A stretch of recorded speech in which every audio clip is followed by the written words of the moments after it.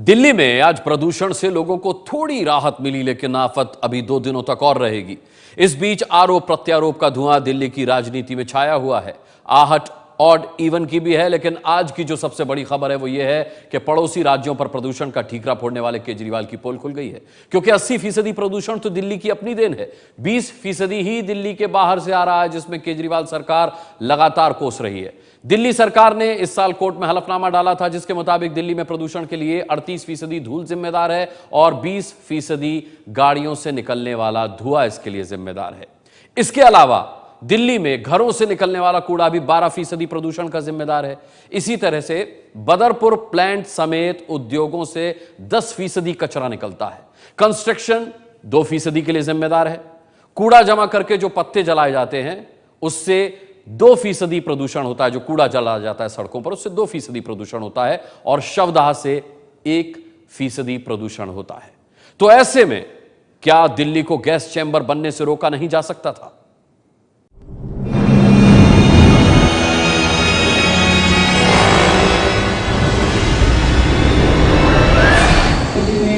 प्रदूषण का जो स्तर इतना बढ़ गया है, एक तरह से गैस चैंबर जैसी हालत हो गई है बाहर। इसका सबसे बड़ा कारण आसपास के राज्यों के अंदर जो फसलें बहुत बड़े स्तर के ऊपर अभी जल रही हैं।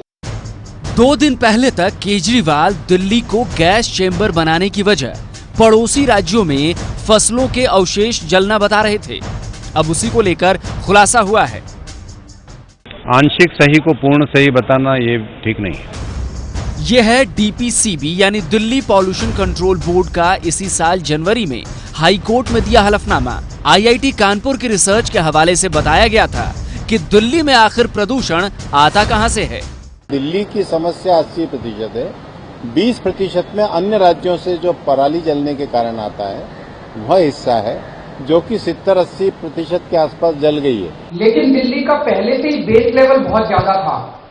हम पहले से ही ज्यादा पोल्यूटेड थे, जिसकी वजह से अब ये जो एक्स्ट्रा पोल्यूशन आया इसने हमें और बहुत बुरी हालत में कर दिया है। धूल की वजह से 38% प्रदूषण होता है, जबकि दूसरे नंबर पर गाड़ियां हैं जो 20% प्रदूषण की वजह हैं।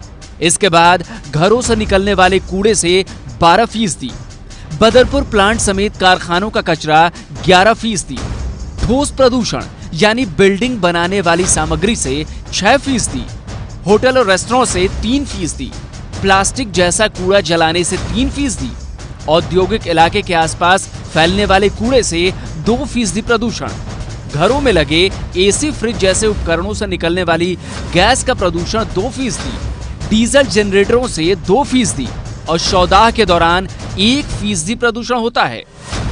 इन आंकड़ों से साफ है कि अगर दिल्ली सरकार ने सिर्फ सड़कों की धूल और वाहनों से होने वाले प्रदूषण पर ही लगाम लगा ली होती तो पड़ोसी राज्यों से आए प्रदूषण के बावजूद हालात इतने बदतर नहीं होते। जानकार भी बताते हैं कि दिल्ली की धूल ही सबसे ज्यादा प्रदूषण के लिए जिम्मेदार है। इंडिया में और दिल्ली में खासकर मेजर पोल्यूशन डस्ट से ही होता है। हमारा जो मेजर पोल्यूटेंट बोलते हैं वो पीएम है, तो पार्टिकुलर मैटर हमारा मेजर कंपोनेंट रहता है। प्रदूषण पर चौतरफा घिरी दिल्ली सरकार हरकत में तो आई है, लेकिन एनजीटी ने आज फिर केंद्र सरकार और पड़ोसी राज्यों समेत दिल्ली सरकार को फटकार लगाई।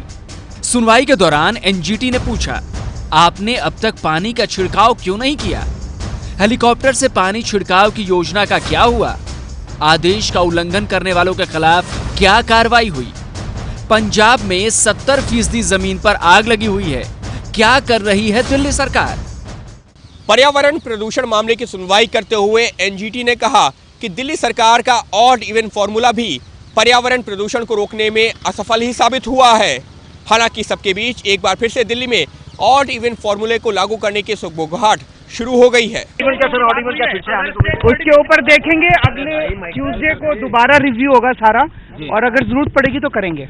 वैसे तो एनजीटी में पर्यावरण प्रदूषण मामले की सुनवाई कल यानी कि 8 नवंबर को होनी थी, लेकिन मामले की गंभीरता को देखते हुए एनजीटी ने आज भी इस मामले की सुनवाई की। कल सुप्रीम कोर्ट में भी प्रदूषण के मामले पर सुनवाई होनी है और हमारी उम्मीद है कि कुछ न कुछ कोर्ट सख्ती से गवर्नमेंट को बताएगी कि क्या करना है। इस बीच गुड न्यूज ये है कि पिछले 2 दिनों के मुकाबले प्रदूषण का स्तर घटा है। सारा कुछ आने वाले 2 दिनों तक हम उम्मीद कर रहे हैं, नेक्स्ट 48 आवर्स, उसके बाद ये सारा कुछ इम्प्रूव हो जाना चाहिए। अच्छी बात यह है कि आज सोमवार का दिन है, दफ्तर के लिए लोग निकले। कल 50 के आसपास विजिबिलिटी थी कई जगहों की, लेकिन आज ये 200 से 500 मीटर तक हुई है। कम से कम दफ्तर जाने वालों के लिए आज का दिन राहत भरा है। हालांकि मौसम वैज्ञानिकों का दावा है कि प्रदूषण खत्म होने के लिए जिस बारिश का इंतजार है उसे होने में अभी वक्त लग सकता है। इसका परमानेंट सॉल्यूशन केवल बारिश है, जो पिछले सालों में होती रही है। नॉर्मली वेस्टर्न डिस्टर्बेंस समय आते हैं, लेकिन अभी अगले 10 या 12 दिन तक कोई भी वेस्टर्न डिस्टर्बेंस नहीं है, तो और बारिश की चांस बिल्कुल नहीं है। दिल्ली से रत्ना शुक्ला आनंद और निपुण सहगल के साथ अंकित गुप्ता की रिपोर्ट।